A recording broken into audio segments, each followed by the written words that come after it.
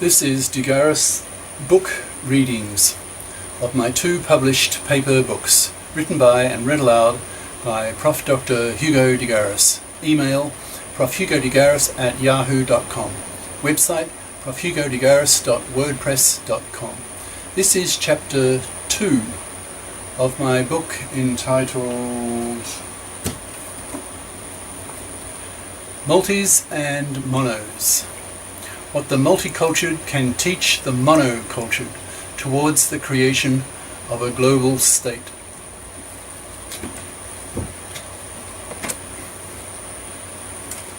Chapter 2, entitled Countries or Cultures.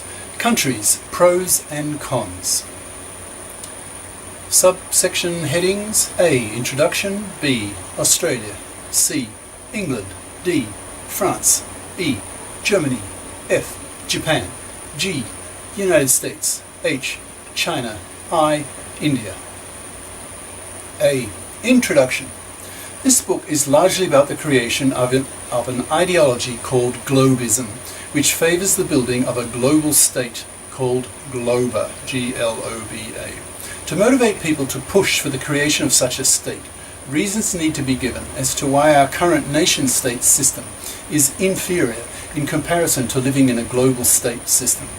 One set of arguments this book provides in creating such motivation is to point out, as I see them, the superiorities of individual nation-state cultures relative to others and how other cultures can learn from those superiorities. Conversely, the inferiorities of individual nation-state cultures relative to others are also pointed out, as I see them, so that cultures can learn from other cultures that do not have those inferiorities. The general aim is to make cultures aware that they can learn from each other and become happier as a result. Chapter 3 is a continuation of this chapter, but devoted more to the issue of how each culture can improve on its cons by learning from the pros of other cultures, pros and cons. The various sections of this chapter present my views, pro and con, on the various major countries, that is, world-class countries in most cases, I have lived in. I've selected these 8 countries to give readers concrete examples of how cultures can learn from each other, as mentioned above. In each case, I give my personal views on what I consider to be their superiorities, that is, their strengths, and their inferiorities, that is, their weaknesses. If you're a citizen of one of these countries, you may feel quite proud of the list of its superiorities, but feel offended by the list of its inferiorities. This is to be expected.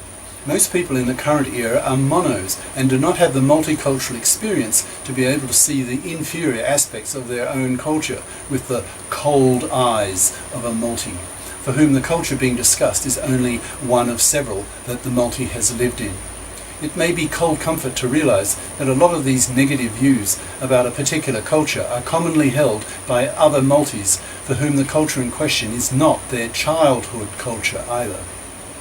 In other words, monos should expect their own views on their own culture to be biased. Monos have no basis for comparison. They have not lived in other cultures by definition.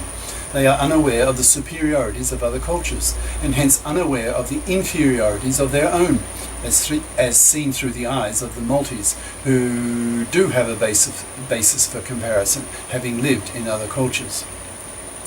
I have not lived in all 8 of these cultures, but have included some of them here because I consider them to be major players in the 21st century, and hence will play a role in the push towards the creation of a global state.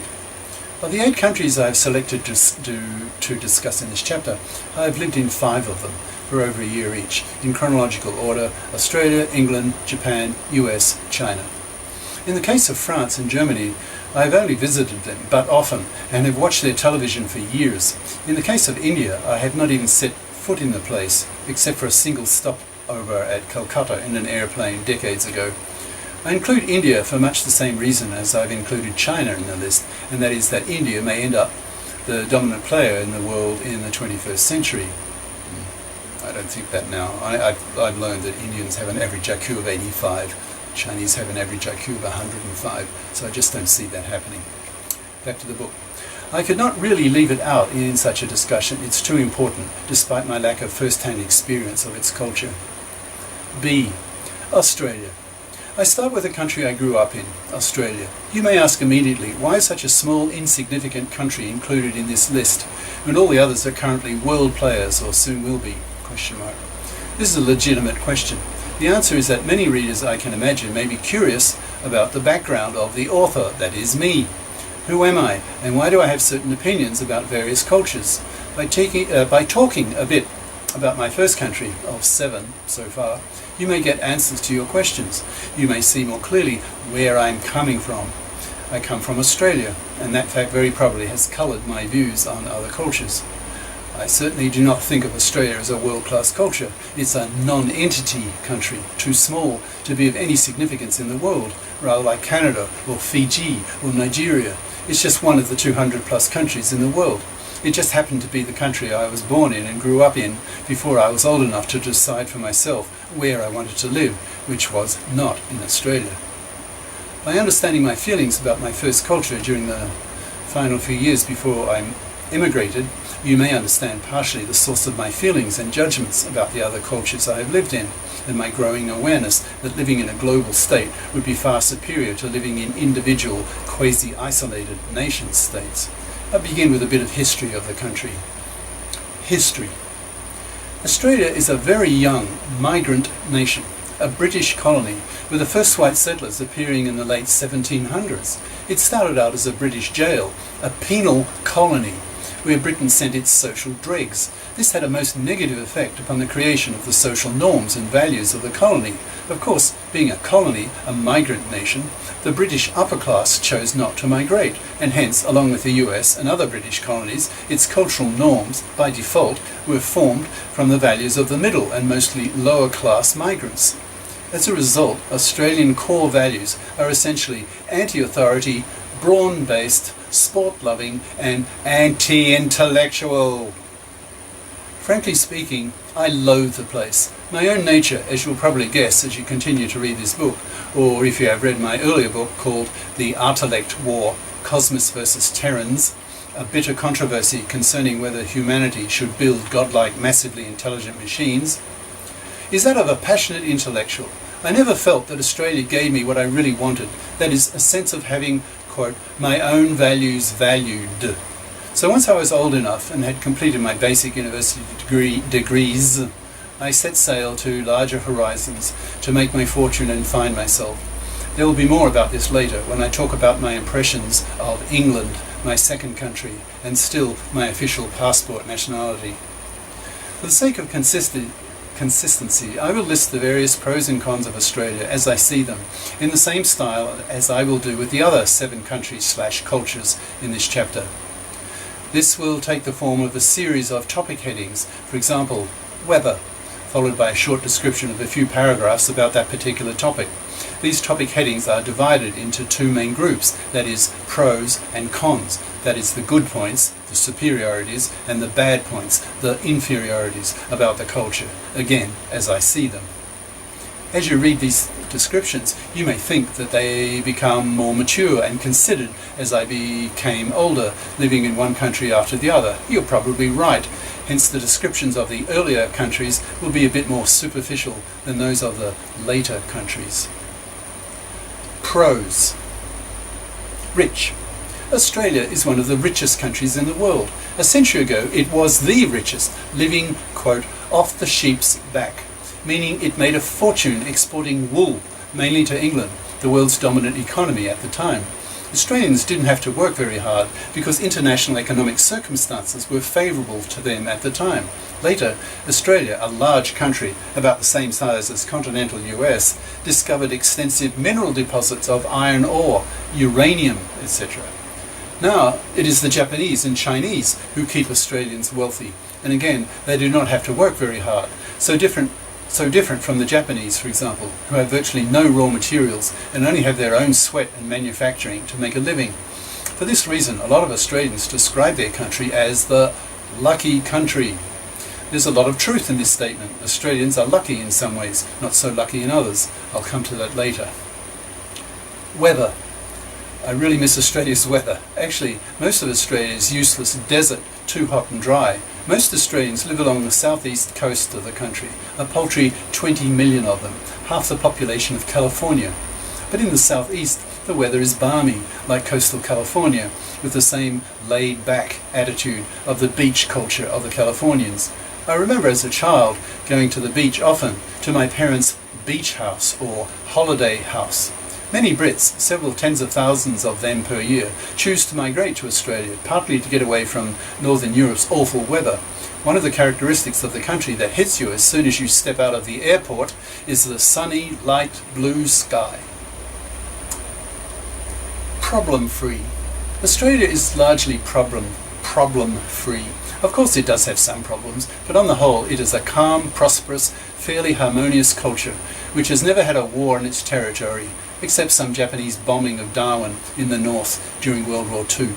The country has always been rich, and has always lived under democratic regimes. Such a history tends to make a people rather optimistic and generous, similarly with Americans.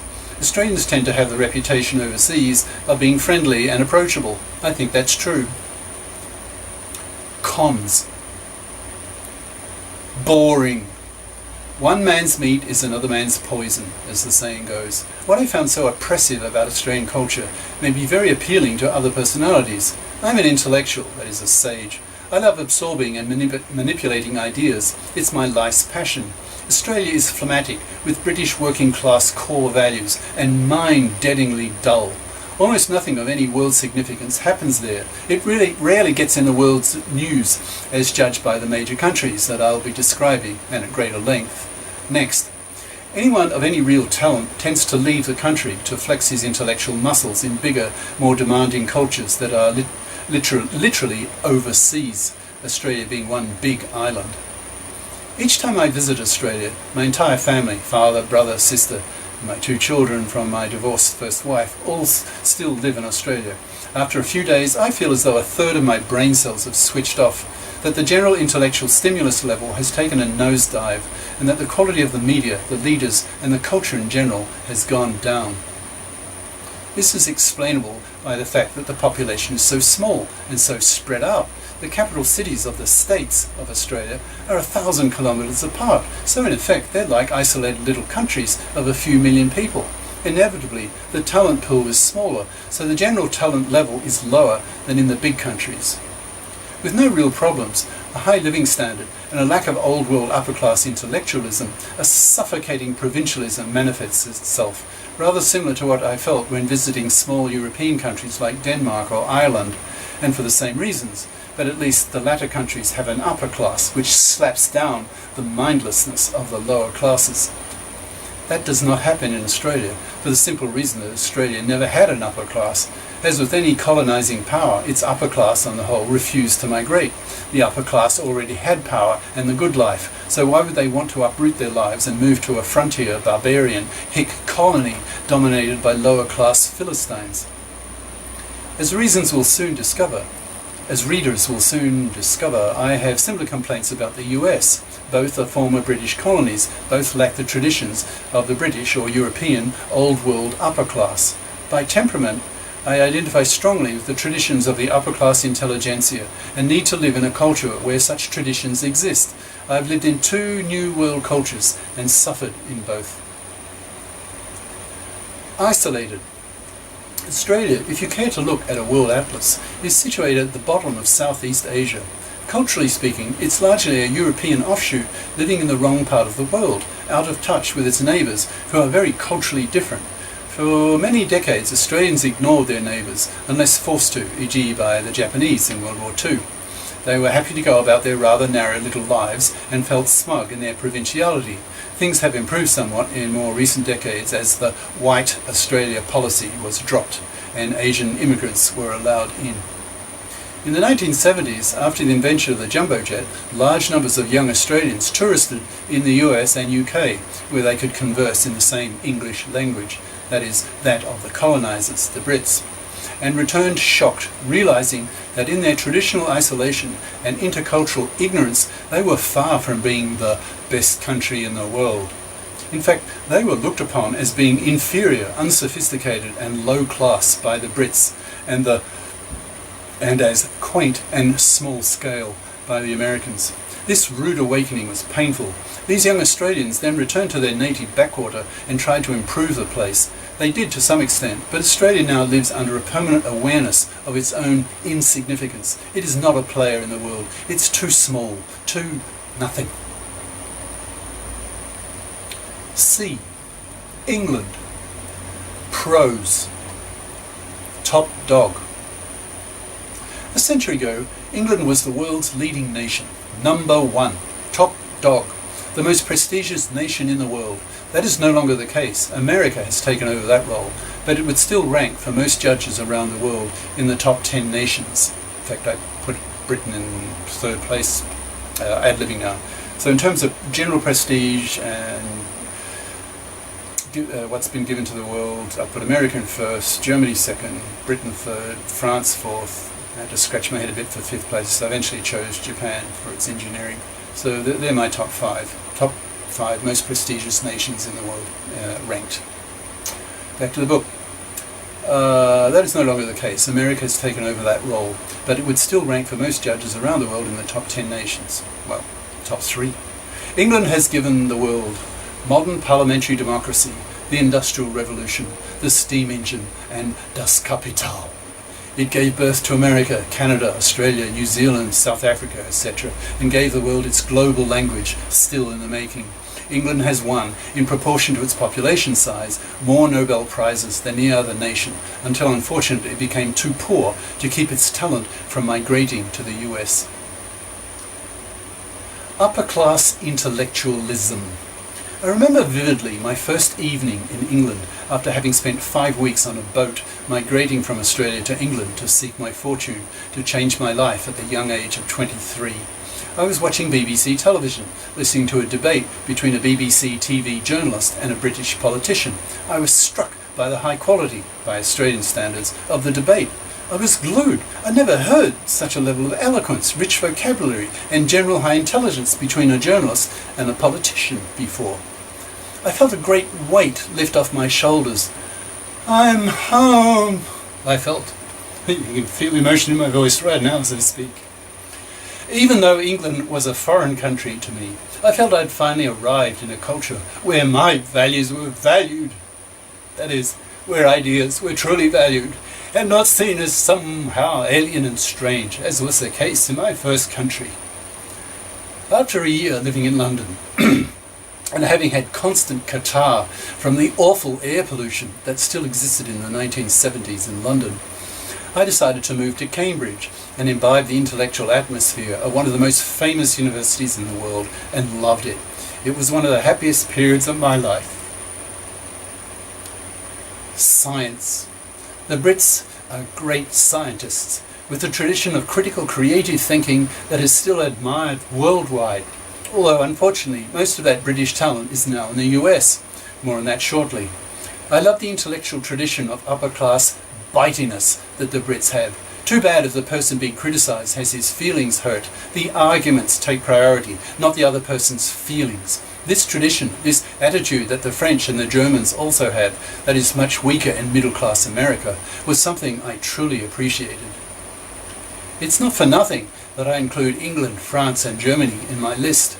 These three European cultures are considered world-class for good reason. They have given the world so much. In England's case, think how much it has given the world in terms of its democracy, its science, its industry, its legal systems and its language. I thrived in such a culture and absorbed so much of it into my personality. I became a Brit, in a manner of speaking. It changed me, enriched me, and left me with a deep conviction that by absorbing another culture into my personality, I could make myself a happier, culturally richer, more sophisticated person. It was the beginning of my conviction that being a multi was a superior lifestyle than being a mono, especially being a mono in an inferior culture. Cons. Poor. My first year in England was spent living in London in a rather modest bed-sit, as it was called. That is a small room with low rent that consisted really of only a bed, a desk, a chair, a cupboard and a sink. The bathroom and toilet were communal. England was definitely poorer than what I was used to in Australia. But as will be shown in chapter 3, the UK really turned itself around in terms of its GNP per capita world ranking. At the time of writing, Australia's ranked 20th and the UK 10th in the world. This would be around the year 2007 or so. I remember reading at the time that the Brits had won more Nobel Prizes per 10 million of a nation's population per year than any other nation. I felt proud of that achievement and identified with it. My main interest at the time, and still is in many respects, was my deep love of science, that is my religion in a manner of speaking, and my means of viewing the world. As the decades passed, however, and England consistently failed to achieve a decent economic growth rate compared with similarly economically developed countries, it fell further and further behind. It really paid a heavy price because for most of the second half of the 20th century, until the past decade, see above, if anyone in England had any real world-class talent, he could arrange to get a job in the US and then double his standard of living overnight by buying a one-way plane ticket to the US. My few years living recently in the US made me conscious of how many talented Brits had improved their living standards by choosing to migrate to the US. The US is full of talented Brits and talented other peoples as well. More on this later. After World War II, England was seen increasingly as being poor by its neighbours. The French and Germans began to respect England less and saw it as its poor neighbour. I began at the time to feel increasingly the same. My initial veneration slowly ebbed. I began to cast my eyes elsewhere, looking for riper pickings. Once I'd uprooted myself from my first culture, it would be easier to do it again if I felt the need to do so. Insular. Britain is an island. Island-dwelling peoples, by definition, are often insular in their mentality. Their island-dwelling lifestyle tends to cut them off from intercultural influences that continental Europeans take for granted, given their land boundaries. On the continent, to refer to a different country, many of those countries will say out of the country. For example, in German, im Ausland, in Dutch, in het buitenland. But for the Brits, it's overseas, similarly for Australia, and even in the US, a continental-sized country. After having vacationed in France and Germany, Spain, Holland, etc., I began to see England as a rather insular and in fact less sophisticated than the French or Germans. This began to irk me. The idea began to form in my mind that it might be possible to live in a city centrally located so that I could benefit from several superior, more sophisticated cultures relative to my Australian background than living in just one. I began to think of migrating to Brussels, capital of Belgium, of Europe, of the European Union, a union of 27 countries at the time of writing. The Brits have a saying, "Wogs begin at Calais," the nearest French town across the British Channel. Even the label of the channel is rather insular-minded. The French call it La Manche, that is, the sleeve. That channel of water is much French as it is British. The lack of cultural relativity of the Brits increasingly got me down. I appreciated very much the cultural richness and strong intellectuality of French culture and their highly developed sophistication, so did not appreciate at all hearing them described by the average Brit as wogs, a pejorative term meaning an alien, inferior foreigner. I took myself off to Brussels for a short visit and was intrigued to discover a black cable connecting the houses along the streets. Qu'est-ce que c'est? What's that? I would ask the Belgians. C'est le câble de la télévision. It's the cable of the television. It's the television cable. The Belgians would answer. I asked how many TV channels it carried, and some professional-looking educated man started listing the countries whose TV he could watch in Brussels, in his living room. I was blown away. Belgium, Holland, France, Germany, Luxembourg, England, later Italy, Spain, etc. In Brussels, it would be possible for me to zap cultures the way Americans can zap sports channels. I was fascinated. I decided to move to Brussels and enjoy the fruits of several superior cultures. It was a decision that was to cost me my first marriage. My first wife, an Australian woman, whom I had met on the boat coming over from Australia to England, did not appreciate being uprooted from her familiar England. Her mother was British, so the English mentality was quite familiar to her. She also got on fine with her mother's sister, who lived near to Cambridge, where we lived for 5 years. In Brussels, she withered, pined, and eventually went back to Australia on an ultimatum. I returned with her just in case. I thought I'd made a mistake about Australia as a young man of 23 when I left, but after 3 days, and having become quadrilingual, English, French, German, Dutch, Français, Deutsch, Nederlands, the suffocating insularity and lack of the old world sophistication of the Australians I found intolerable. I was then forced to choose between staying with my family in Australia or returning to Europe alone to continue my intellectual and intercultural life. I chose the latter, the toughest decision I ever had to make. I remember the moment when my 6-year-old son and 4-year-old daughter were called into the house from the park where they were playing so that they could be minded by my parents-in-law, so that my parents and wife could take me to the airport for me to return alone to Europe. As my two children went out of sight, I realized I would not see them again for years and that I had lost them. It was the saddest moment of my life. Even now, it brings back sad memories, despite it being a quarter century ago. Now, ad-libbing. That is interesting.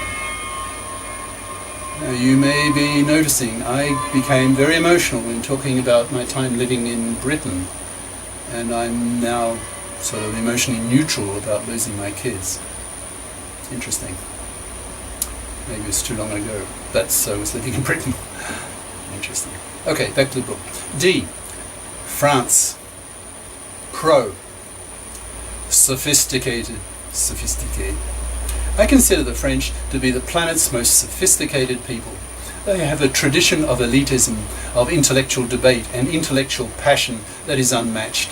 I truly love that aspect of their mentality, and a big part of me became and remains very French. At the time of the millennium, when I was back in Brussels for a year or two after nearly a decade in Japan, it was the French who took most avidly to my ideas on cosmism. That is, the ideology of building godlike, massively intelligent machines, the topic of my first book, which was entitled The Intellect War, Cosmos versus Terrans, a bitter controversy concerning whether humanity should build godlike, massively intelligent machines. I remember seeing a literary discussion program on French TV on the cable in Brussels, in which about half a dozen authors would chat about each other's new books. This discussion was guided by a well-known literary figure in French culture. In one of those programs, one of those authors happened to be the American author Updike. After a few minutes of discussion in that program, he began to smile broadly with a great warmth in his eyes. The cameraman picked up on it and turned the camera towards him. The leader of the discussion noticed this in his monitor and asked Updike why he was smiling so much. Updike's answer was, "Parce que en France, les intellectuels sont les dieux." Because in France, the intellectuals are gods. Boy, did I identify with that.